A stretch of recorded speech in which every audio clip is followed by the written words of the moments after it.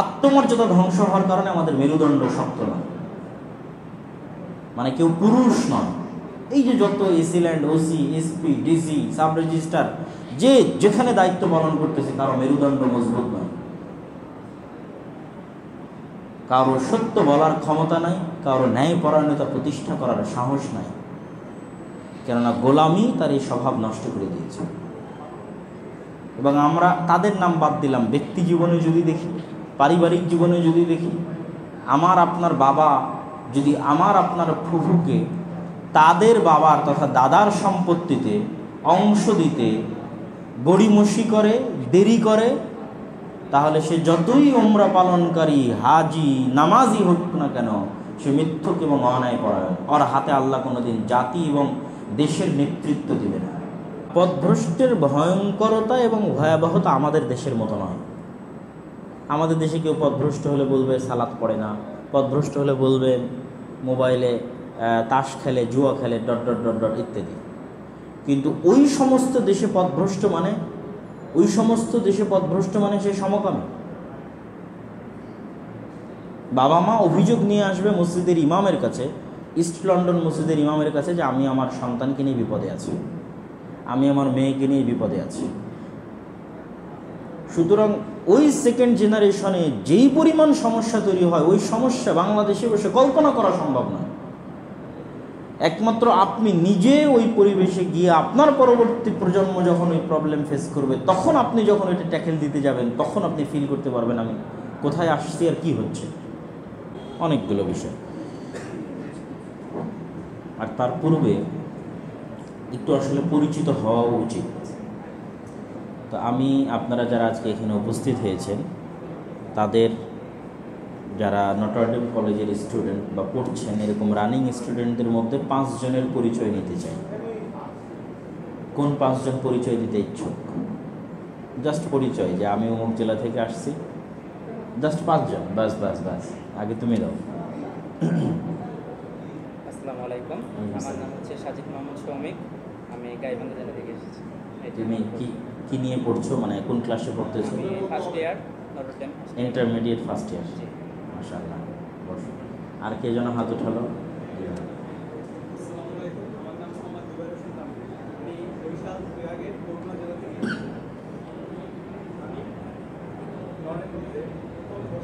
Intermediate first ইয়ার।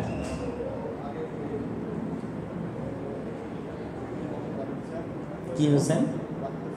রাফিদ।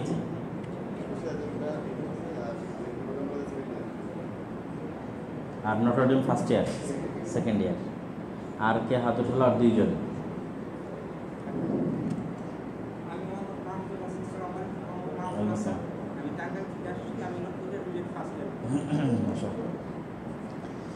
আমি যে 4 জন ভাই পরিচয় দিল, তাদেরকে একটু জিজ্ঞেস করতে চাই, বা আরও সবাই, কেউ যদি এই প্রশ্নের, আমার এই প্রশ্নের উত্তর দিতে ইচ্ছুক হয়, হাত উঠাতে পারে। সেটা হচ্ছে, তোমরা কি মনে করো যে তোমাদের জীবনের কোন শিক্ষা বা তোমাদের জীবনের কোন অংশ বা কার অনুপ্রেরণা আজকে তোমাদের এই মসজিদে, এই অনুষ্ঠানে আসতে উদ্বুদ্ধ করেছে? যারা হাত উঠে পরিচয় দিয়েছে তারাও উত্তর দিতে পারে, যে কেউ উত্তর দিতে পারে। কেন আজকে এই অনুষ্ঠানে আমি এসেছি বলে আমি মনে করি, আমার বিশ্লেষণ কি বলে যে আজকের এই অনুষ্ঠানটাতে আমাকে আসতে হবে, এই শিক্ষাটা আমি কোথায় থেকে পেয়েছিলাম? কোনো ব্যক্তি কর্তৃক প্রভাবিত হয়ে, অথবা আমার জীবনের কোনো শিক্ষা, অথবা কোনো ঘটনা, অথবা কোনো কিছু? কেউ উত্তর দিবে এই প্রশ্নের? আপনি কি স্টুডেন্ট নটরডেম কলেজের? জি জি, বলেন। আমি মূলত আসছি এখানে ইলম অর্জনের জন্য, আপনার কাছ থেকে অনেক কিছু জানতে পারবো। এটা তো বুঝতে পেরেছি। এই ইলম অর্জনের আগ্রহটা কেমনে তৈরি হলো, আমি এটা জানতে চাচ্ছি। ইলম অর্জনের মাধ্যমে আমি এরকম অনেক কিছু, মানে ডেপথ নলেজ পেতে পারি, যেটার কারণে লাইফ চেঞ্জিং কিছু হয়ে যেতে পারে, এবং আখিরার জন্য তো এটার শুরুটা কিভাবে? দিনের জ্ঞান অর্জনের এই যে যাত্রা, এই যে আগ্রহ, এটার শুরু, আরম্ভ, স্টার্টিংটা কিভাবে তোমার জীবনে? ধীরে ধীরে অটোমেটিক্যালি দিচ্ছে, আল্লাহ দিছেন আলহামদুলিল্লাহ। তাও কতদিন থেকে দিনের জ্ঞান অর্জন করতেছ? এমনিতেই বই পড়া থেকে, মানে উদ্দেশ্যমূলকভাবে পড়া স্টার্টটা হলো প্রায় 1 বছর। 1 বছর। আর এমনিতেই শুরু থেকেই শায়েখদের বিভিন্ন ধরনের ভিডিও, আগে তো ঢাকার বাইরে ছিলাম, টাঙ্গাইল ছিলাম, তো ওই জায়গা থেকে ভিডিওর মাধ্যমে যতটুকু জানা যায় ধীরে ধীরে ধীরে ধীরে শিখতে শিখতে শিখতে শিখতে মাশাআল্লাহ। আর কেউ?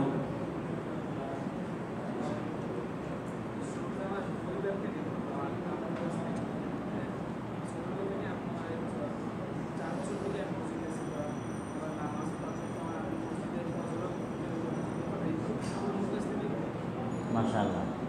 নাম কি? বাড়ি কোথায়? বারাকাল্লাহ ফিক। আর কেউ?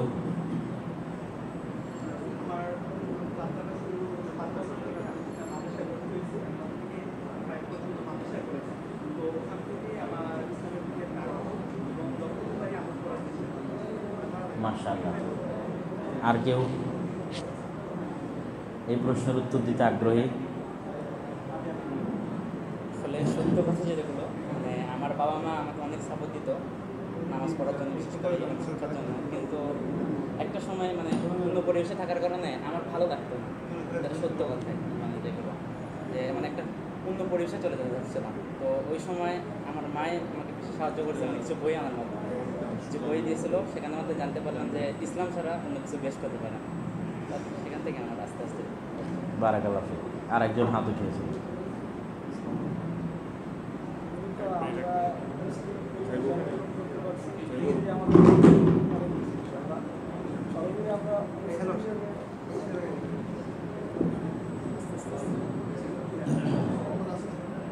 আমরা একজন মুসলমান হিসেবে পরিবারের সকলের কাছ থেকে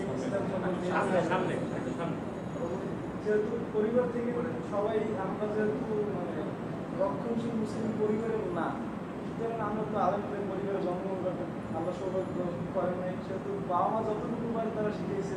তারপর থেকে যে বক্তব্য হুজুরদের থেকে যাত্রা শুরু, তারা কোরআন সম্পর্কে আমাদের যত সম্ভব জ্ঞান দেওয়ার চেষ্টা করেছে, কিন্তু হয়তো আমরা ওই মাত্র বুঝতাম না। আস্তে আস্তে আপনাদের মতো যারা আমাদের জন্য কষ্ট করে যাচ্ছেন, তাদের থেকে একটু একটু জ্ঞান অর্জন করে সামনের দিকে আগাচ্ছি। আশা করি আপনারা অনেক কিছু জানাবেন। বারাকাল্লাহ। আমি এই প্রশ্নটা এই জন্য জিজ্ঞেস করলাম যে আজকের এই অনুষ্ঠানে যেহেতু দাওয়াতি কাজের একটা টপিক এখানে দেওয়া আছে, আমি যে পয়েন্টগুলো পড়েছি সেই পয়েন্টগুলোর মধ্যে হেডলাইনে এরকম অন্তর্ভুক্ত করা আছে যে যুবকদের জীবনের লক্ষ্য এবং দাওয়াতি কাজে স্বতঃস্ফূর্ত অংশগ্রহণের প্রয়োজনীয়তা। তো যেহেতু সময় সংক্ষিপ্ত, সেহেতু আমি অল্প অল্প করে টাচ করব। তো এই প্রশ্নটা করার মাধ্যমে আমি যেটা বোঝাতে চাইলাম যে আমরা এখন এখানে যতজন অবস্থান করছি তারা সবাই নিজে নিজে চিন্তা করতে পারি যে আমি আজকে কেন এখানে এসেছি, আমার এখানে আসার পিছনে কার কার অবদান এবং পরিশ্রম আছে। কেউ তার মায়ের অবদানের কথা বলল, কেউ মক্তবের শিক্ষকের কথা বলল, কেউ আমাদের মতো আলেম ওলামাদের বক্তব্যের কথা বলল, কেউ কিছু বই পুস্তকের কথা বলল, যে তারা এই দিনই জ্ঞান অর্জন এবং দিনই অনুষ্ঠানে যাওয়ার প্রতি তাদের অন্তরে আগ্রহটা এইভাবে এসেছে। নইলে এখন এই আশেপাশে নটরডেম কলেজের আরও শত ছাত্র আছে যারা এখানে আসেনি। আমি কি বোঝাতে পেরেছি? যারা এখানে আসেনি, তাহলে দাওয়াতি কাজের শুরুটা ওইটা দিয়েই করা উচিত, ওইটাকেই সবচেয়ে গুরুত্ব দেওয়া উচিত। যেই জিনিসটা আজকে আমাকে এখানে নিয়ে এসেছে, যেই বিষয়টা আজকে আমাকে এখানে নিয়ে এসেছে, এই বিষয়টা যেন আমার পরবর্তী প্রজন্ম পায়, এটাই হচ্ছে আমার দাওয়াতি কাজ। যেমন একজন বলল যে তার মায়ের অবদান আছে, তার মানে মা অনেক ভূমিকা রাখতে পারে সন্তানের পরিবর্তনে। তাহলে মা এবং বোনদের পরিবর্তনের জন্য, তাদের আদর্শ সম্মান ইজ্জত রক্ষার জন্য যে কাজটা করা হবে, এটা একটা বড় দাওয়াতি কাজ, যেন ভবিষ্যৎ প্রজন্ম ওই ধরনের মা পায়।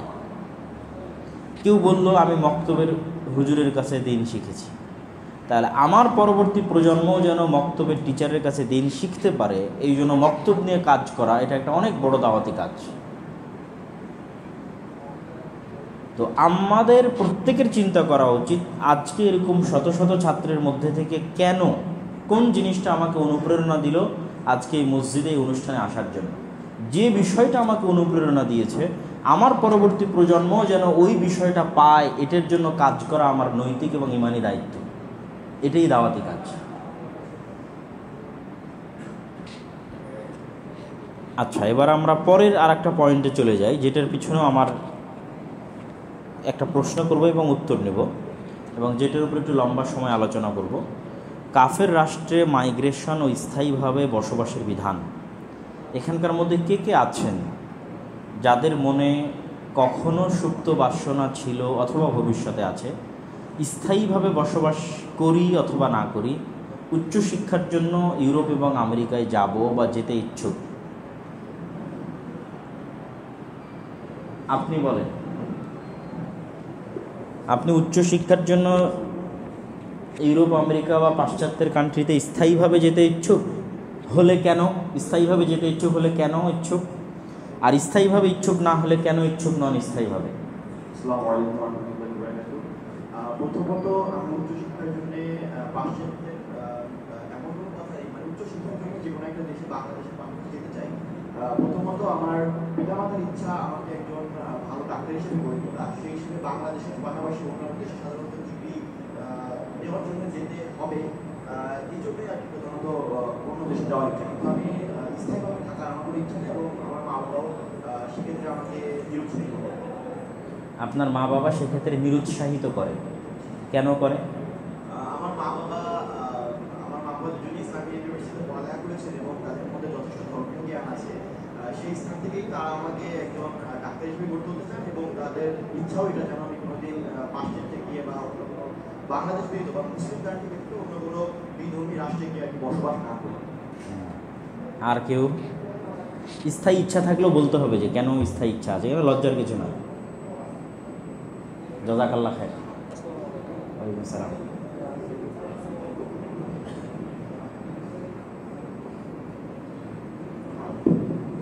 এখন আমি এটা পরীক্ষা দেবো বা বিশ্ববিদ্যালয় পরীক্ষা দেবো, অনার্স কমপ্লিট করবো, পরে মাস্টার্স প্রোগ্রামের জন্য যাবো। হয়তো পাশ্চাত্যে এখন যেটা আমার যেটা থাকবে, বাংলাদেশেও থাকতে পারি বা বিদেশেও যেতে পারি। এখন মানে অনেকে বলে যে বিধর্মীদের দেশ। আমার প্রথম কথা, আমার সকালবেলা থেকে উঠা থেকে শুরু করে সকল কাজ যা কিছু করি সমস্ত কিছু বিধর্মীদের ফলো করি। সেই ক্ষেত্রে কোনো সমস্যা হয় না। আমি ডেল কম্পিউটার ইউজ করি, এইচপি ইউজ করি, অ্যাপেল ইউজ করি।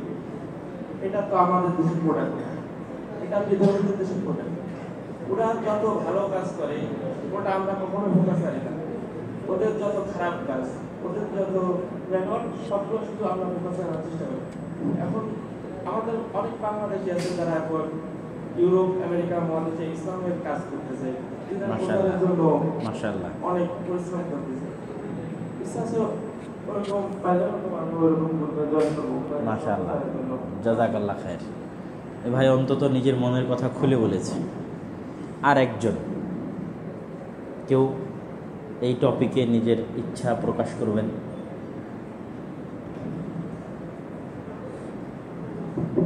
আসসালামু আলাইকুম।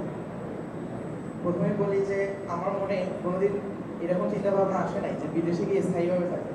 যখনই কোনো বিদেশ সম্পর্কিত কোনো আলোচনা হতো তখনই আমার মনে হতো যে বিদেশে যাওয়া যেতে পারে, যে পড়াশোনার কাজে হোক, ঘোরাফেরার কাজে হোক, কিন্তু স্থায়ীভাবে সেখানে গিয়ে থাকবো এরকম কোনো চিন্তা ভাবনা আমার আসেনি। তবে মাঝে মাঝে একটা জিনিস মনে হয় যে আমি যদি এই দেশ থেকে চলে যাই, আমি বিশেষ করে আমার গ্রামের কথা চিন্তা করি যে সেখানে আমার বয়সে আরো কিছু ছেলেমেয়েরা আছে, তাদের তাদের অবস্থা দেখে আমি আমার অবস্থা থেকে দুজনকে তুলনা করি যে আমি যে সুযোগ সুবিধাটা পাইছি তারা সেটা পায়নি। তো আমার নিজের একটা রিয়েলাইজেশন হয় যে আমি যদি বিদেশে গিয়ে স্থায়ীভাবে থাকি তাহলে আমার গ্রামের প্রতি, আমার মাতৃভূমির প্রতি যে দায়িত্বগুলো আছে, যে শিক্ষার্থীরা বা আমার বয়সে যে ছেলেরা আমার কোনো সুযোগ সুবিধা পায় নাই অথচ আমি পাইছি, তারপর আমি আমার গ্রামের জন্য বা আমার জন্য কিছু করলাম না, তাহলে এই ব্যাপারটা কেমন হবে? এইটা চিন্তা ভাবনা করে আমার মনে কখনো এরকম চিন্তাই আসে না যে আমি স্থায়ীভাবে গিয়ে থাকবো। তবে মাঝে মাঝে মনে হয় যে হ্যাঁ, যাওয়া যেতে পারে পড়াশোনার কাজে, ডিগ্রি অর্জনের কাজে, কিংবা ঘোরাফেরার জন্য হইতে পারে, সুন্দর, জাযাকাল্লাহ খায়র। এই টপিকের উপর প্রথম কথা হচ্ছে জ্ঞান অর্জনের জন্য সফর করা নবীদের গুণ। মুসা আলাইহিস সালাতু ওয়াস সালামকে আল্লাহ সুবহানাহু ওয়া তাআলা জ্ঞান অর্জনের জন্য সফরের আদেশ দিয়েছেন। তিনি খিজির আলাইহিস সালাতু ওয়াস সালামকে বলেননি যে তুমি যাও গিয়ে মুসাকে শিখিয়ে আসো, না। যখন মুসা আলাইহিস সালাতু ওয়াস সালাম বললেন আমি সবচেয়ে জ্ঞানী, তখন আল্লাহ বললেন তোমার চেয়ে তো জ্ঞানী ব্যক্তি পৃথিবীতে আছে, তুমি তার কাছে জ্ঞান অর্জনের জন্য যাও। তো মুসা আলাইহিস সালাতু ওয়াস সালাম লম্বা সফর করেছিলেন জ্ঞান অর্জনের জন্য। এবং আমাদের সালাফে সালেহীন তথা আমরা আমাদের দিক থেকে বলি তথা ইসলাম জ্ঞানের গুরুত্ব এবং জ্ঞানের জন্য সফর করার গুরুত্ব, ভ্রমণ করার গুরুত্ব অপরিসীম ও সীমাহীন। এমনকি বলা হয় ওই আলেমের কাছ থেকে জ্ঞান নিও না যে সফর করেনি, এবং সেই সবচেয়ে বেশি জ্ঞানী এবং অভিজ্ঞতা সম্পন্ন হয় যে জ্ঞানের জন্য সফর করে। কেননা জ্ঞানের জন্য সফর করলে এর মধ্যে কষ্ট থাকে, কষ্ট থাকলে জ্ঞান অর্জনের জন্য আগ্রহ থাকে, চেষ্টা থাকে, এবং সেটাতে জ্ঞান অর্জন ভালো হয়। তো যেহেতু একটা সময় জ্ঞান এবং বিজ্ঞানের কেন্দ্রভূমি ছিল মুসলিম দেশগুলো, যেমন স্পেনের রাজধানী কর্ডোভা, ইরাকের রাজধানী বাগদাদ, এই অঞ্চলগুলোতে বড় বড় বিশাল বিশাল লাইব্রেরি এবং ইউনিভার্সিটি ছিল, তখন পাশ্চাত্য থেকে মানুষ এখানে জ্ঞান অর্জনের জন্য আসতো। সবচেয়ে মজার বিষয় হচ্ছে যখন মানুষ মুসলমানদের কাছে জ্ঞান অর্জনের জন্য আসতো, তখন মুসলমানেরা জ্ঞানকে কুক্ষিগত করেনি, মানে নিজের সম্পত্তি বানিয়ে জ্ঞানকে পুঁজি বা বাণিজ্যের মাধ্যম বানায়নি। মুসলমানেরা জ্ঞানকে ফি সাবিলিল্লাহ, আল্লাহর সন্তুষ্টির জন্য, সর্বসাধারণের জন্য উন্মুক্ত রেখেছিল। তার গায়ের রং সাদা হোক, কালো হোক, তার ধর্ম হিন্দু হোক, খ্রিস্টান হোক, ইহুদি হোক, তার জাত পাত গোত্র নির্বিশেষে পৃথিবীর যে কোনো প্রান্ত থেকে মানুষ বিনামূল্যে জ্ঞান অর্জন করতে পারত মুসলমানদের কাছে। আজকে যখন জ্ঞান পাশ্চাত্যে চলে গেছে, তখন পাশ্চাত্য জ্ঞানকে কুক্ষিগত করেছে, এবং এই জ্ঞান কুক্ষিগত করার মাধ্যমেই তারা পৃথিবীকে শাসন করছে। একটা মাস্টার্সের কোর্স একটা ভালো ইউনিভার্সিটিতে করতে গেলে 1 বছরের জন্য বাংলাদেশে ন্যূনতম 30-40 লক্ষ টাকা খরচ আছে, ন্যূনতম, জাস্ট 1 বছর, তাও 9 মাস, মাঝখানে ছুটি থাকবে। তার জন্য খরচ শুধু ইউনিভার্সিটিকে পে করতে হবে 30 থেকে 40 লক্ষ। এবং বাংলাদেশ থেকে যত ছাত্র যায় ইউরোপ এবং আমেরিকায়, তারা যে কীরকম মানবেতর এবং কষ্টকর জীবনযাপন করে, কেননা একে তো ইউনিভার্সিটিকে পেমেন্ট দিতে হয়, নিজের থাকা খাওয়ার খরচ বহন করতে হয়, বাপ মা অনেক লোন করে আবেদন করে দিয়েছিল, পাঠিয়েছিল, এখন আর বাপ মায়ের কাছে চাইতে পারে না, ফলত জব করতে হয়। যে জবগুলোর সাথে স্টুডেন্টরা জড়িত থাকে প্রত্যেকটা জব হচ্ছে ওয়ার্ড জব, মানে নিম্ন লেভেলের জব, হয় রেস্টুরেন্টের ওয়েটার, না হয় ফুড পান্ডার, হোম ডেলিভারি, না হয় কেয়ার হোম, মানুষজনের সেবা করা, এরকম বিভিন্ন জবে পার্ট টাইম জড়িত থেকে অনেক কষ্ট করে তারা সেখানে পড়াশোনা করে এবং সেটেল হওয়ার চেষ্টা করে। তো এই আলোচনার প্রথম পয়েন্ট হচ্ছে, জ্ঞান যখন পাশ্চাত্যে চলে গেছে, পাশ্চাত্য জ্ঞানকে কুক্ষিগত করেছে। তারা জ্ঞানকে সর্বসাধারণের জন্য, সকল দেশের জন্য, সারা পৃথিবীর মানুষের জন্য উন্মুক্ত করে দেয়নি। আর যখন মুসলমানদের কাছে ছিল তখন তারা এটি উন্মুক্ত রেখেছিল। তার আগের পয়েন্ট কি ছিল? যে জ্ঞান অর্জনের জন্য সফর করতেই হবে। কোনো স্টুডেন্টের মনে যদি এরকম থাকে যে না আমি সফর করব না, তাহলে এটাও হীনম্মন্যতা, এটাও প্রোডাক্টিভিটির অভাব। কেননা যে জ্ঞান অর্জনের জন্য বাইরে যেতে চাইবে ও যে পরিমাণ চেষ্টা করবে, যে যেতে চাইবে না ও ওই পরিমাণ চেষ্টা করবে না। তাহলে জ্ঞান অর্জনের জন্য অবশ্যই দেশের বাইরে যেতে হবে, অবশ্যই নিজ গ্রামের বাইরে আসতে হবে।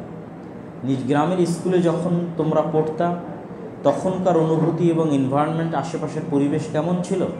আর যখন নটর ডেমে এসেছো, তখন এখানকার আশেপাশের পরিবেশ তোমাকে যে নতুন অভিজ্ঞতা দিচ্ছে, নতুন চিন্তা ভাবনা দিচ্ছে, ঠিক এই দেশের গণ্ডি পেরিয়ে যখন দেশের বাইরে যাওয়া হবে, তখন এটা আরও বড় এক্সপিরিয়েন্স এবং আরও বড় চিন্তা ভাবনা দিবে। স্থায়ীভাবে বসবাস কেন করা যাবে না? পাশ্চাত্য দেশগুলোতে কেন একজন মুসলমানের জন্য স্থায়ীভাবে বসবাস করা উচিত নয়? তার কয়েকটা কারণ বলি। জ্ঞান অর্জনের জন্য যাবে, জ্ঞান অর্জন শেষ হলে ফিরে আসবে। স্থায়ীভাবে বসবাস করা উচিত নয় এই জন্য, যে জেনারেশন বা যে প্রজন্ম প্রথমবার স্থায়ীভাবে বসবাসের সিদ্ধান্ত নেয়, তার জন্য এটা অনেক অর্থনৈতিক দিক থেকে অনেক কঠিন, কিন্তু ধর্মীয় দিক থেকে অনেক সহজ, সামাজিক পারিবারিক দিক থেকে অনেক সহজ। অর্থনৈতিক দিক থেকে অনেক কঠিন কেন? সেই প্রথম জেনারেশন যে স্ট্রাগল করতেছে ওই দেশে গিয়ে, ইউকে এবং আমেরিকা বা কানাডায় গিয়ে স্থায়ী হওয়ার জন্য সে স্ট্রাগল করতেছে। এই স্ট্রাগলটা তার পরবর্তী প্রজন্মকে করতে হবে না। সে নাগরিকত্ব পেয়ে যাবে, গ্রিন কার্ড পেয়ে যাবে, হয়তো আস্তে আস্তে বাড়ি হয়ে যাবে। এই সে যে কষ্টের মধ্যে দিয়ে এসেছে বা স্থায়ী হয়েছে, এই কষ্টটা তার পরবর্তী প্রজন্মকে করতে হবে না। ধর্মীয় এবং পারিবারিক কারণে সে যে সুবিধা ভোগ করবে, এই সুবিধা পরবর্তী প্রজন্ম ভোগ করবে না। সে কি সুবিধা ভোগ করবে?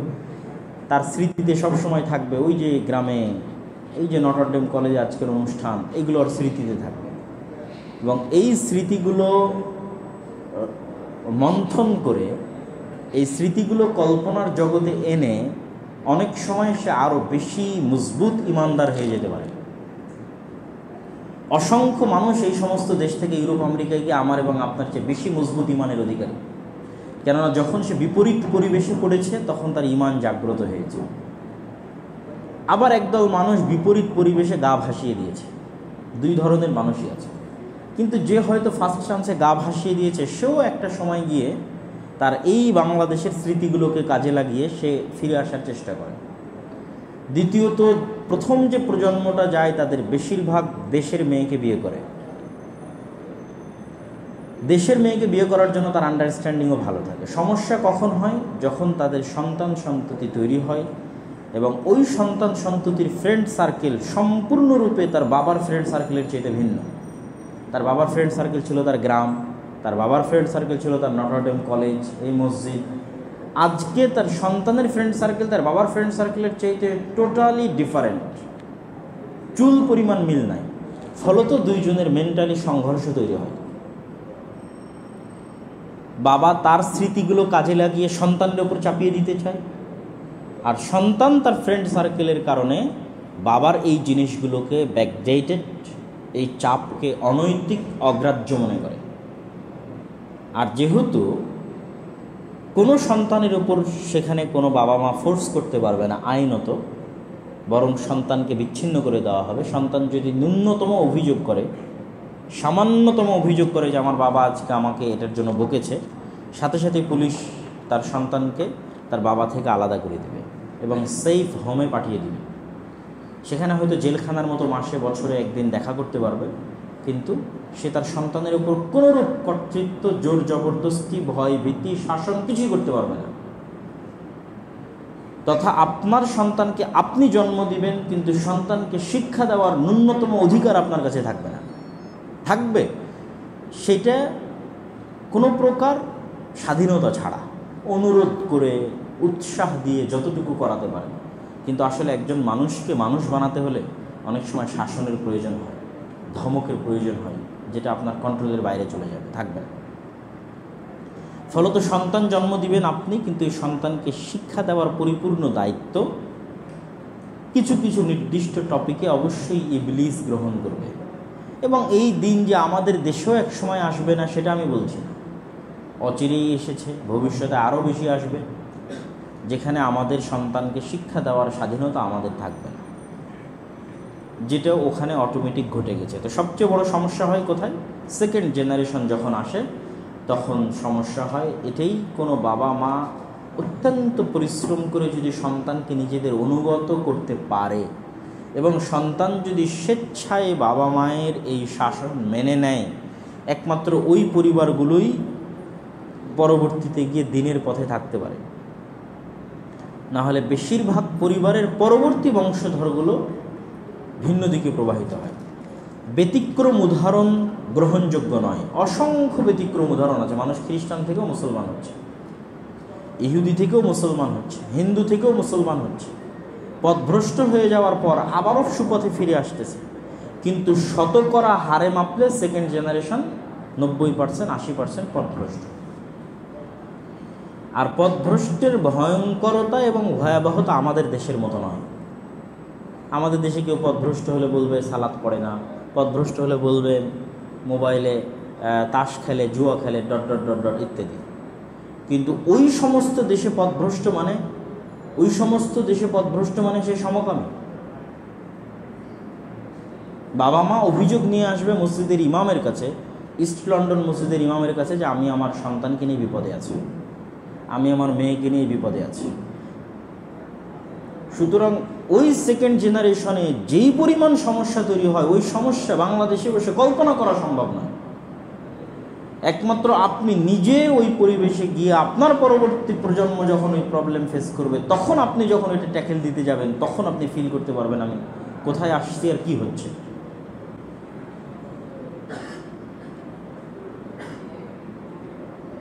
তৃতীয়ত, যেটার কারণে পাশ্চাত্য দেশগুলোতে বা অমুসলিম দেশগুলোতে স্থায়ী বসবাসের জন্য আমরা নিরুৎসাহিত করি, সেটি হচ্ছে এমন কোনো মানুষ বাংলাদেশে যার নিজস্ব জমি আছে, যার নিজস্ব বাড়ি আছে, গ্রামের বাড়ি হোক, নিজস্ব জমি আছে, ধরেন 10-15 বিঘা জমি আছে, বাবার দাদার সে ভাগে পেয়েছে, নিজস্ব বাড়ি আছে মাথা গোজার মতো,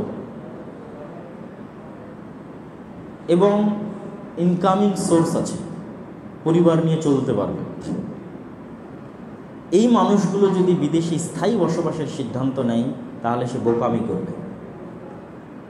কেন বোকামি করবে? বিদেশে স্থায়ী বসবাস করে তার পুরো জীবন পার হয়ে যাবে শুধু একটা বাড়ি ক্রয় করতে। অনলি একটা বাড়ি ক্রয় করতে পুরো লাইফ পার হয়ে যাবে তার। হ্যাঁ, কেউ যদি অনেক কোটি কোটি টাকার মালিক হয়ে সেখানে গিয়ে ইনভেস্ট করে বিজনেস করে, তার কথা আমি বলতেছি না। 90% ক্ষেত্রে যেটা ঘটে সেটার কথা বলছি। 90% কি হয়, সেখানে গিয়ে অনেক বাপ মায়ের কাছ থেকে ধার কর্জ করে নিয়ে বিদেশে গেছে, পড়াশোনা করেছে, তারপরে স্ট্রাগল করে সেটেল হওয়ার চেষ্টা করতেছে, নিম্ন লেভেলের জব থেকে আস্তে আস্তে উপর লেভেলের জব করে এবং জবের মধ্যেই তার জীবন পার হয়ে যায়। তো জবের ইনকামটা হয় লিমিটেড। আর যেহেতু ওই দেশের আইন কানুন এবং ট্যাক্স এভরিথিং সবচেয়ে ওপেন, ফ্রি অ্যান্ড ফেয়ার, সেহেতু আপনার এখানে লুকোচুরি করার কিছুই নাই। আপনি হয়তো বাংলাদেশে বসে আছেন, কত টাকার মালিক, কোনোদিন সরকারকে ট্যাক্সই দেননি, কিন্তু সেখানে সেই সুযোগটা নাই। সুতরাং আপনাকে সব কিছু পরিশোধ করার পর দেখবেন আপনি দিন আনেন দিন খান। কিন্তু সুবিধাটা কি? সুবিধাটা হচ্ছে আপনার বাংলাদেশের রাষ্ট্র আপনার কোনো দায়িত্ব পালন করতে ইচ্ছুক নয়। আমার রাষ্ট্র আমার কোনো দায়িত্ব পালন করতে ইচ্ছুক নয়, না আমার স্বাস্থ্যের, না আমার শিক্ষার, না আমার খাদ্যের কোনো দায়িত্ব পালন করতে ইচ্ছুক নয়। কিন্তু যেহেতু পাশ্চাত্যের শাসন ব্যবস্থা কল্যাণকামী শাসন ব্যবস্থা, কল্যাণমূলক, পরিপূর্ণরূপে ইসলামী না হলেও শাসন ব্যবস্থার ধাঁচটা ইসলামী। ইসলামী রাষ্ট্র বলতে যেটা বুঝায়, তার মধ্যে যে যে অনুষঙ্গগুলো থাকা উচিত তার অনেকটাই তাদের মধ্যে আছে। সেটা কি? আপনার জান ও মালের নিরাপত্তা, এটা রাষ্ট্রের দায়িত্ব।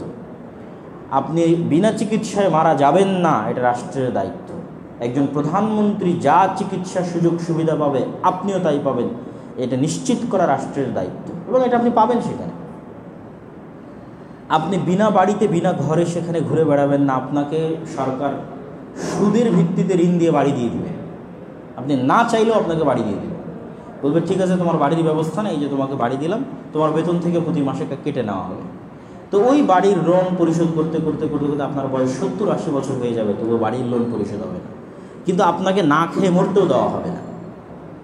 আপনার যখন করোনার মধ্যে না খাওয়ার অবস্থা, ইনকামিং সোর্স কম, তখন সরকার আপনাকে বেনিফিট দিবে, যে এই লোকটার ফ্যামিলি সে চালাতে পারতেছে না, তাকে পাল্টা কিছু অর্থ দাও যেন সে সংসার চালাতে পারে। বেনিফিট বিভিন্ন রকমের বেনিফিট আছে। যে বেকার তারও বেনিফিট আছে, যার সন্তান বেশি তারও বেনিফিট আছে, যার সন্তানকে পড়াচ্ছে তারও বেনিফিট আছে। সরকার আপনাকে না খেয়ে মরতেও দিবে না, বিনা চিকিৎসাতেও মরতে দিবে না। কিন্তু আমাদের এই দেশ থেকে যে 90% জনগণ গেছে, তাদের 90% জনগণ যেই ধরনের কাজে বা চাকরিতে বা জবে থাকে, তাদের অবস্থা হচ্ছে দিন এনে দিন খাওয়ার মতো, পুরো জীবন পার হয়ে যাবে একটা বাড়ি ক্রয় করতে। আর যদি বাংলাদেশে তার এরকম ভালো সম্পদ থাকে, ভালো মাথা গুজার মতো ঠাঁই থাকে, এবং ভালো ব্যবসা বাণিজ্য করে ইনকাম করার ব্যবস্থা থাকে, তাহলে তার জন্য এ দেশে থাকাই ভালো, এটা আমার দৃষ্টিতে। কিন্তু এই দেশে ওই দেশের যে জিনিসগুলো পাবেন এখানে সেটা পাবেন না। যেটা আমি বলেছি, আমার রাষ্ট্র, আমার শিক্ষা, আমার স্বাস্থ্য, আমার জীবন, আমার নিরাপত্তা, আমাকে আমার যোগ্যতা অনুযায়ী মূল্যায়ন করা কোনো দায়িত্ব নিতে ইচ্ছুক। এই জন্য ইসলাম সম্পর্কে আমাদের একটা ভুল ধারণা ভাঙতে হবে। ইসলাম মানে শুধু নামাজ নয়, ইসলাম মানে শুধু রোজা নয়। আজকে বাংলাদেশ ইসলামী রাষ্ট্র হলো, তার মানে এই নয় যে বাংলাদেশের সকল মানুষ সালাত আদায় করলো। আজকে বাংলাদেশ ইসলামী রাষ্ট্র হলো, তার মানে এই নয় যে বাংলাদেশের সকল নারী পর্দা করল। বাংলাদেশ তখনই ইসলামী রাষ্ট্র যখন এই দেশে একজন নাগরিকও তার ন্যূনতম হক থেকে বঞ্চিত হবে না, তখন ইসলামী রাষ্ট্র। ইসলামী রাষ্ট্র মানে সালাত এবং পর্দা নয়। ইসলামী রাষ্ট্রের থিওরি সম্পূর্ণরূপে ভিন্ন, যেখানে সকল নাগরিকের ইনসাফ নিশ্চিত করতে হবে। যে রাষ্ট্র তার নাগরিকের জান ও মালের নিরাপত্তা দিতে পারে না, ওটা ইসলামী রাষ্ট্র নয়।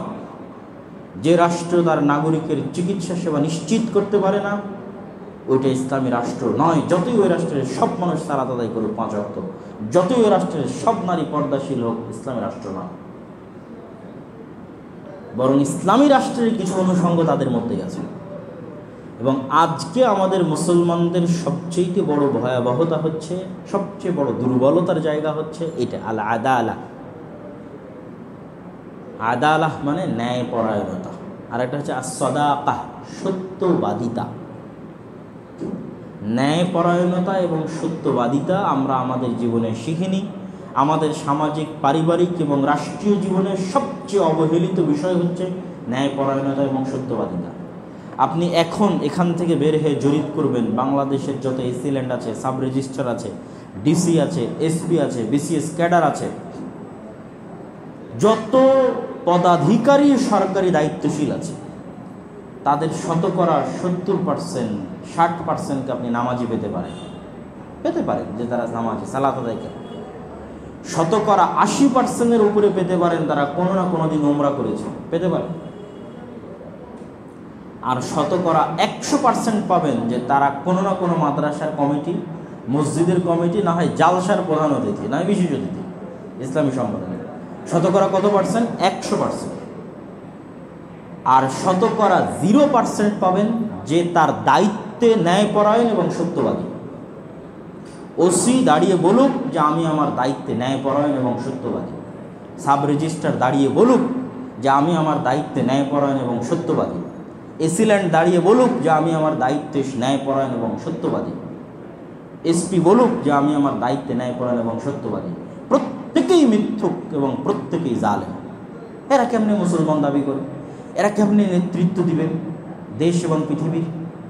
অসম্ভব। এই ধরনের মানুষের হাতে আল্লাহ নেতৃত্ব দেন না। নেতৃত্বের মেইন বেসিক শর্ত হচ্ছে ন্যায়পরায়ণতা বাস্তবায়ন করতে পারতে হবে এবং সাহসের সাথে সত্য বলতে পারতে হবে। আমরা যেহেতু দীর্ঘদিন যাবৎ কলোনিয়াল ঔপনিবেশিক শাসন ব্যবস্থার গোলাম ছিলাম এবং এখনও তাদেরই তৈরি করে যাওয়া আইন কানুনের মধ্যে আমাদের জীবন পার হচ্ছে, এই দীর্ঘদিনের গোলামি আমাদের স্বভাবজাত নৈতিক ভিত্তি এবং শক্তি ধ্বংস করে দিয়েছে। স্বভাবজাত একজন মানুষের যে স্বভাব হওয়া উচিত, আমার নবীর যে বৈশিষ্ট্য ছিল, নবী হওয়ার আগেই 40 বছর বয়সে তিনি নবী হয়েছেন। আর নবী হওয়ার আগেই তিনি সত্যবাদী, নবী হওয়ার আগেই তিনি ন্যায়পরায়ণ। গোটা মক্কা জানে যে পুরো মক্কায় যদি কেউ সত্য বলে তাহলে মুহাম্মদ সাল্লাল্লাহু আলাইহি ওয়াসাল্লাম বলে। গোটা মক্কায় যদি কেউ ন্যায়পরায়ণতা কারো কাছে পাওয়া যাবে তাহলে সেটা মুহাম্মদ সাল্লাল্লাহু আলাইহি ওয়াসাল্লামের কাছে পাওয়া যাবে। তাহলে উনি নবী হওয়ার আগেই সত্যবাদী, ন্যায়পরায়ণ। সালাত, সিয়াম, হজ, যাকাত তারপর ফরজ হওয়ার আগেই তিনি সত্যবাদী, ন্যায়পরায়ণ। আর আমরা সবাই সালাত পড়ছি ঠিকই, কিন্তু আমরা কেউ সত্যবাদী নই, ন্যায়পরায়ণ নই। কেন? আমাদের যেহেতু দীর্ঘদিন যাবৎ গোলামি করেছি, এই গোলামি আমাদের স্বভাবজাত আত্মমর্যাদা ধ্বংস করে দিয়েছে। আত্মমর্যাদা ধ্বংস হওয়ার কারণে আমাদের মেরুদণ্ড শক্ত নয়, মানে কেউ পুরুষ নয়। এই যে যত AC land, OC, SP, DC, sub registrar যে যেখানে দায়িত্ব পালন করতেছে, কারো মেরুদণ্ড মজবুত নয়, কারো সত্য বলার ক্ষমতা নাই, কারো ন্যায়পরায়ণতা প্রতিষ্ঠা করার সাহস নাই। কেননা গোলামি তার এই স্বভাব নষ্ট করে দিয়েছে। এবং আমরা তাদের নাম বাদ দিলাম, ব্যক্তি জীবনে যদি দেখি, পারিবারিক জীবনে যদি দেখি, আমার আপনার বাবা যদি আমার আপনার ফুফুকে তাদের বাবার তথা দাদার সম্পত্তিতে অংশ দিতে গড়িমসি করে, দেরি করে, তাহলে সে যতই উমরা পালনকারী, হাজি, নামাজি হোক না কেন, সে মিথ্যুক এবং অন্যায়পরায়ণ। ওর হাতে আল্লাহ কোনোদিন জাতি এবং দেশের নেতৃত্ব দিবে না। মানে মুসলমানেরা কেন পৃথিবীতে গোলাম হয়ে আছে, এই একটা পয়েন্টে দুর্বল থাকার কারণে গোলাম আছে। এটা তোমরাও যখন ইউরোপ আমেরিকায় যাবা দেখবা যে সব মুসলমান মিথ্যা বলছে, সব মুসলমান দুর্নীতি করছে। দেখবা যে ও সাদা চামড়ার ওরা মিথ্যা বলাই জানে না, দুর্নীতি করাই জানে না। হ্যাঁ জানে, মানে আমি 90% কথা বলতেছি যে মিথ্যা বলার দিক থেকে এবং ন্যায়পরায়ণতা প্রতিষ্ঠা করার দিক থেকে তোমাদের মুসলমানদের চেয়ে সে ভালো আছে। কেননা যেহেতু তারা গোলাম ছিল না, সেহেতু তাদের মধ্যে এই নিকৃষ্ট স্বভাব প্রবেশ করে।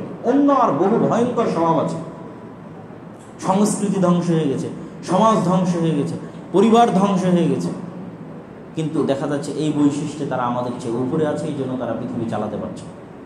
আর যেহেতু এই বৈশিষ্ট্যে আমরা পৃথিবীর সবচেয়ে নিম্ন অবস্থায় আছি, এই জন্য পৃথিবীর আমরা গোলাম আছি।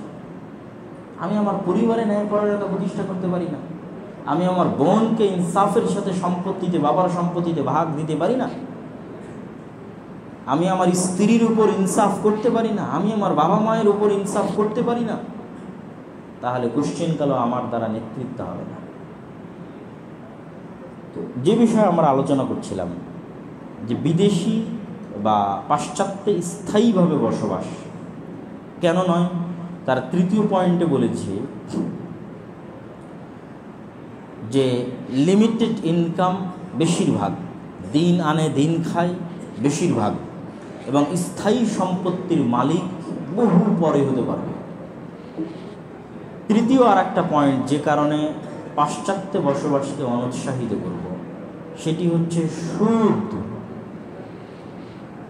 এমনভাবে সমাজের রন্ধ্রে রন্ধ্রে ঢুকে আছে, আমাদের মনে হবে আব্দুল্লাহ ভাই কি বলতেছে, বাংলাদেশেরও তো সমাজের রন্ধ্রে রন্ধ্রে সুদ ঢুকে আছে। বাংলাদেশের সমাজের রন্ধ্রে রন্ধ্রে সুদ ঢুকে থাকলে তোমাদের গ্রামের বাড়িও সুদের টাকায় তৈরি হয়ে থাকতো, তোমাদের একটা জমিও সুদের টাকায় কিনা থাকতো। কিন্তু অসংখ্য জন যারা গ্রাম থেকে উঠে এসেছে, তার বাপদাদারা তার গ্রামের বাড়ি তার বাপদাদার নিজের ইনকামের উপরেই করেছে, হোক না মাটির বাড়ি। কিন্তু এটা কল্পনা করা ইম্পসিবল পাশ্চাত্যে যে আমি একটা বাড়ির মালিক হব সুদের টাকা ছাড়া, অসম্ভব। আমি একটা বাড়ির মালিক হব, জমির মালিক হব, সুদের টাকার সাথে সম্পৃক্ত হওয়া ছাড়া এটা অসম্ভব। কিয়ামত সংঘটিত হলো সম্ভব নয় যে আমি ন্যূনতম বিদেশে সেটেল হয়ে স্থায়ীভাবে সেটেল একটা বাড়ির মালিক হব, কিন্তু সুদের সাথে জড়িত হব না। যে সুদের সাথে জড়িত হয়নি ও বাড়ির মালিকই হতে পারে। এরকম কত দিনী ভাই আমাদের সাথে সাক্ষাৎ করেছে, ম্যানচেস্টার, বার্মিংহাম, লন্ডন, 50 বছর থেকে ইউকেতে আছে, সুদের সাথে জড়িত হবে না, তো বাড়ির মালিকই হতে পারেনি। কেন আমি বলেছি বেশিরভাগের দিন আনে দিন খায়। ওই লেভেলে পৌঁছার মতো যোগ্যতা নিয়ে আমরা অনেকেই যাই না, বা ওই যোগ্যতাটা ধরে রাখতে পারি না যে আমি ইউকে থেকে ইউনিভার্সিটির টিচার হব, আমি ইউকে থেকে মেডিকেলের প্রফেসর হব। এটার পার্সেন্টেজটা খুব কম। যাদের হাতে সম্পদের পরিমাণটা থাকবে বেশি, এটার পার্সেন্টেজ খুব কম। আমি কথা বলতেছি 90%-এর উপরে। সুতরাং এই যে 90% যারা যাচ্ছে সেটেল হতে চাচ্ছে, ওর বাপের 14 গোষ্ঠীর ক্ষমতা নাই যে ও একটা বাড়ির মালিক হবে সুদের সাথে সম্পৃক্ত হওয়া ছাড়া, অসম্ভব, হতে পারবে না। কিন্তু বাংলাদেশে চেষ্টা করলে হতেও পারে। বাংলাদেশে চেষ্টা করলে সে সুদের মালিক ছাড়া বাড়ি তৈরি করেও ফেলতে পারে, অন্তত তার গ্রাম অঞ্চলে, অন্তত মাটির বাড়ি হলেও করতে পারে, কিন্তু ওখানে মাটির বাড়ি হলেও করতে পারবে না। আর সবচেয়ে বড় কথা হচ্ছে মুসলমানদের স্বভাবজাত বৈশিষ্ট্য ঠিক রাখার জন্য রাসূল সাল্লাল্লাহু আলাইহি ওয়াসাল্লাম সবসময় মুসলমানদেরকে ব্যবসা বাণিজ্যের প্রতি উৎসাহিত করেছেন। মুসলমানেরা কখনোই চাকুরিজীবী জাতি ছিল না। চাকুরিজীবী জাতি হওয়ার টেন্ডেন্সি ব্রিটিশরা আমাদের ব্রেনে দিয়েছে। গোলামির টেন্ডেন্সি, আমি এই জিনিসটা, চাকুরি জিনিসটার অর্থ যে গোলামি, এটা আগে বুঝতাম না। যখন ভারতে পড়াশোনা করতে গেলাম তখন ভারতে গোলামকে বলে নৌকার। নৌকার মানে যে বাড়ির গোলাম। আর চাকরিকে বলে নৌকরি। নৌকরি ভাই তুমি নৌকরি মিলা নাই, মুझे कोई नौकरी नहीं मिला। নৌকার নৌকারি মানে বাড়ির গোলাম, নৌকরি মানে গোলামি। পরে তো আমি আমার সেন্স কাজ করলে বাংলাতেও তো একই অবস্থা। চাকর, চাকুরি। যে চাকর হবে সেই চাকরি করবে।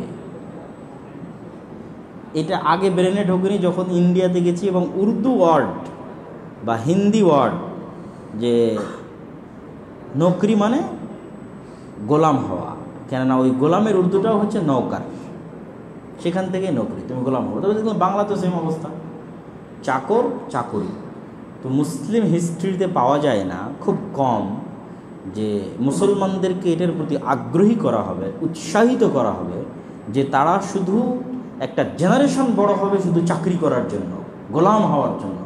এই টেন্ডেন্সি ইসলামের ইতিহাসে নাই, যে একটা পুরো জেনারেশন বড় হচ্ছে। আমাদের বাংলাদেশের একটা সিস্টেম কি, আমরা যারাই পড়াশোনা করতেছি তাদের ব্রেনে ঢুকে গেছে যে আমাকে বড় হয়ে চাকরি করতে হবে।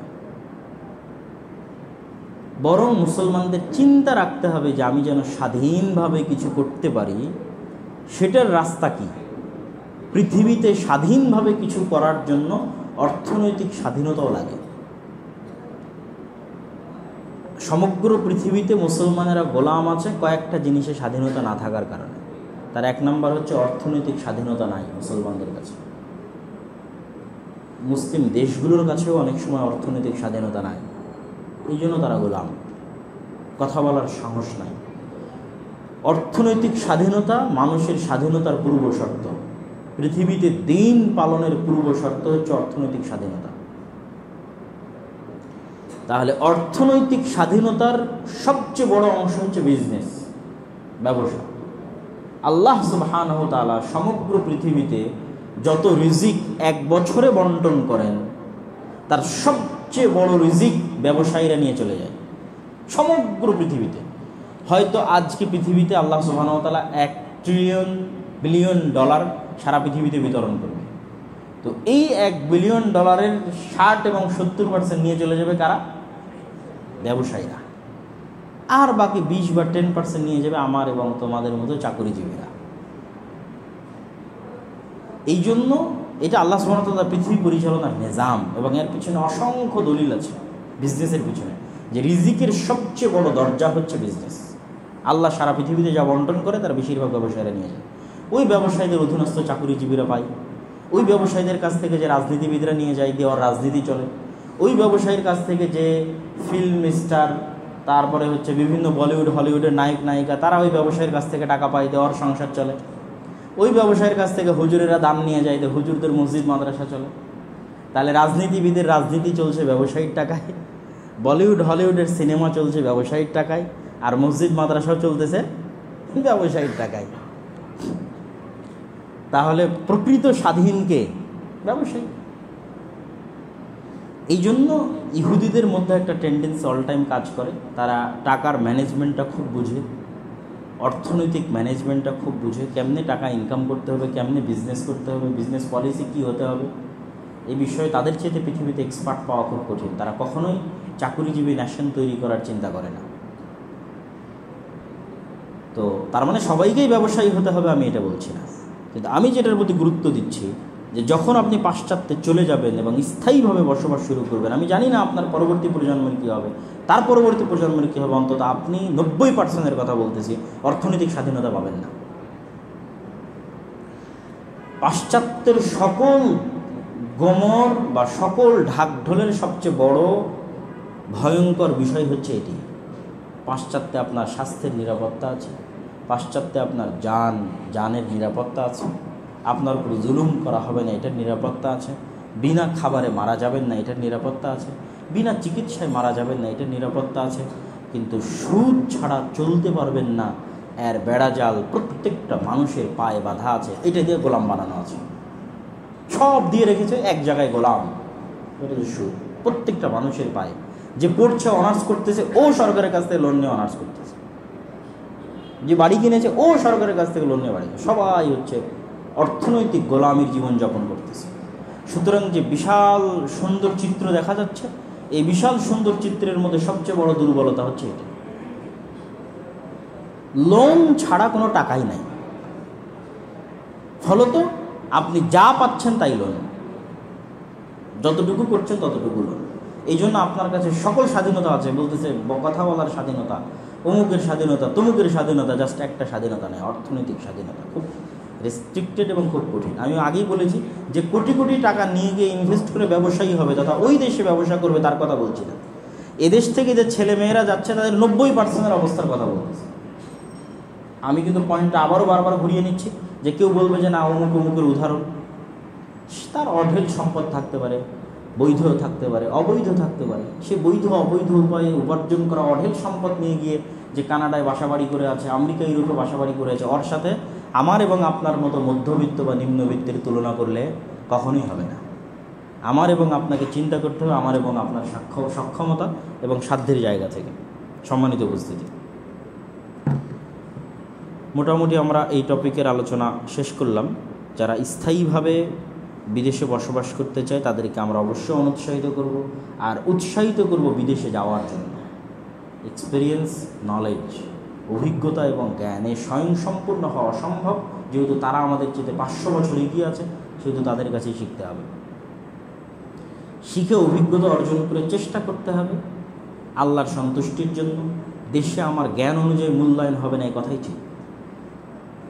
আপনি অন্তত পাশ্চাত্যে এই হীনম্মন্যতায় ভুগবেন না যে মামা খালু নাই এই জন্য আপনার চাকরি হবে না, জি না। কিন্তু আপনি দেশে ফিরে আসলে টাকা নাই, মামা খালু নাই, লিয়াজু নাই, লিঙ্ক নাই, জব হবে না। এক ভয়ঙ্কর অন ইসলামিক সিস্টেমের মধ্যে আমরা আছি। যতই আমরা ইসলাম নিয়ে গর্ব করি, পুরো কান্ট্রিটা চলতেছে ইসলাম বিরোধী কার্যকলাপের উপর। অন্তত মানুষের ইনসাফ এবং ন্যায়পরায়ণতার জায়গায়। এই জন্য আমি বলেছি, সবাই নামাজি হলেও এটা ইসলামী দেশ না, সবাই পর্দা করলেও ইসলামী দেশ না। ওই নাগরিক তার যোগ্যতা অনুযায়ী হক পায়নি, তো এটা অন ইসলামী রাষ্ট্র। আর এই ন্যায়পরায়ণতাটুকু প্রতিষ্ঠা করার জন্যই ওমর রাদিয়াল্লাহু তাআলা আনহু মদিনা থেকে জেরুজালেম পর্যন্ত অর্ধেক রাস্তা পায়ে হেঁটেছে। ওনার নামাজেরও ত্রুটি ছিল না, রোজারও ত্রুটি ছিল না, ওনার তাহাজ্জুদেরও ত্রুটি ছিল না, ওনার স্ত্রীর পর্দারও ত্রুটি ছিল না। কিন্তু উনি যে একজন ন্যায়পরায়ণ শাসক এবং ইসলামী রাষ্ট্র মানে প্রত্যেক নাগরিক, এমনকি খলিফাতুল মুসলিমিন আমিরুল মুমিনিনের গোলামও ন্যায়পরায়ণতা থেকে বঞ্চিত হবে না, এটা উনি পৃথিবীকে দেখিয়েছেন। কিয়ামতের মাঠে কেউ দাঁড়িয়ে বলতে পারবে না যে ওমরের শাসন ব্যবস্থায় কোথাও কারো স্বাস্থ্য, কারো খাদ্য, কারো ন্যূনতম হক থেকে সে বঞ্চিত হয়েছে, এমনকি ওমরের গোলাম, এটা বলতে পারবে না। এইটা আমাদের ব্যক্তি লাইফ থেকে শুরু করতে হবে। আজকে যেহেতু আমাকে বলা হয়েছে সময় সংক্ষিপ্ত, আলোচনা পূর্ণ করতে পারলাম না, তো আমি প্রত্যেকের কাছে ন্যূনতম যে রিকোয়েস্টটা করব, যেন আমাদের মধ্যে পৌরুষত্ব থাকে এবং আমার মেরুদণ্ডের হাড় যেন মজবুত থাকে। আমি যেন গোলাম না হই, কোনো পরিবেশ পরিস্থিতির মোকাবেলায় পড়ে যেন মিথ্যা না বলি, কোনো পরিবেশ পরিস্থিতির মোকাবেলায় পড়ে যেন আমার দায়িত্বে অন্যায়পরায়ণ না হই। পৃথিবীর যে প্রান্তে আমি দায়িত্ব পালন করি না কেন, আমি যেন অন্যায়পরায়ণ, আমার দ্বারা কেউ যেন অন্যায়পরায়ণতার শিকার না হয়, আমার দ্বারা যেন দুর্নীতি না হয়। বিদেশে থাকি, দেশে থাকি, এই একটা গুণ যেদিন মুসলমানেরা অর্জন করবে, মুসলমানেরা আবার নেতৃত্ব ফিরে পাবে। আল্লামা ইকবাল বলেছেন, সাবাক ফিরসে পড় সাদাকাত কা, শুজাআত কা, আদালত কা, লিয়া জায়গা তুঝসে কাম, দুনিয়া কি ইমামাত কা। মুসলমানেরা তোমাদের মধ্যে সালাত, সিয়াম, হজ, যাকাত সবই আছে, তোমাদের মধ্যে নাই কি? সত্য বলা ভুলে গেছো তোমরা, অতএব নতুন করে সত্য বলা শিখো। ন্যায়পরায়ণতা ভুলে গেছো, নতুন করে ন্যায়পরায়ণ হওয়া শিখো। এই জিনিসগুলো যখন তোমাদের মধ্যে ফিরে আসবে, আল্লাহ পুনরায় তোমাদেরকে পৃথিবীর নেতৃত্ব দেওয়ার সুযোগ করে দেবে, বলেন ইনশাআল্লাহ। অতএব আজকে আমার আলোচনার শেষ অনুরোধ থাকবে, দাওয়াতি কাজের ক্ষেত্রে হোক, কাফের রাষ্ট্রে যাওয়ার ক্ষেত্রে হোক, মুসলমানদের মেরুদণ্ডের হাড় যেন শক্ত হয় এবং সে যেন তার জীবনে কখনোই সত্য বলার সাথে, ন্যায়পরায়ণতার সাথে কম্প্রোমাইজ না করে। কেন এটাই আসল ইসলাম, এটা প্রথম ইসলাম। সব নামাজি আছে কিন্তু এই দুইটা জিনিস নাই, সব হাজি আছে, ওমরা আছে, সারা বাংলাদেশের সকল চাকরিজীবী, দায়িত্বশীল, প্রিন্সিপাল, ভাইস প্রিন্সিপাল, নামাজি আছে, ওমরাকারী আছে, হাজি আছে, সত্যবাদী নাই, ন্যায়পরায়ণ নাই। আল্লাহ সুবহানাহু ওয়া তাআলা আমাদের নবী মুহাম্মদ সাল্লাল্লাহু আলাইহি ওয়াসাল্লামের মতো আমাদেরকে সত্যবাদী এবং ন্যায়পরায়ণ হওয়ার তৌফিক দান করুক, আল্লাহুম্মা আমিন।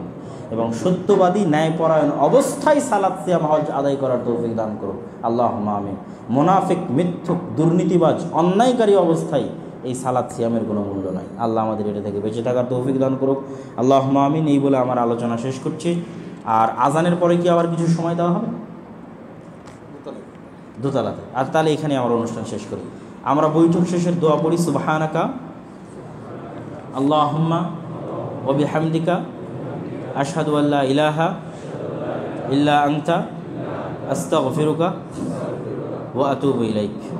আসসালামু আলাইকুম ওয়া রাহমাতুল্লাহি ওয়া বারাকাতুহু।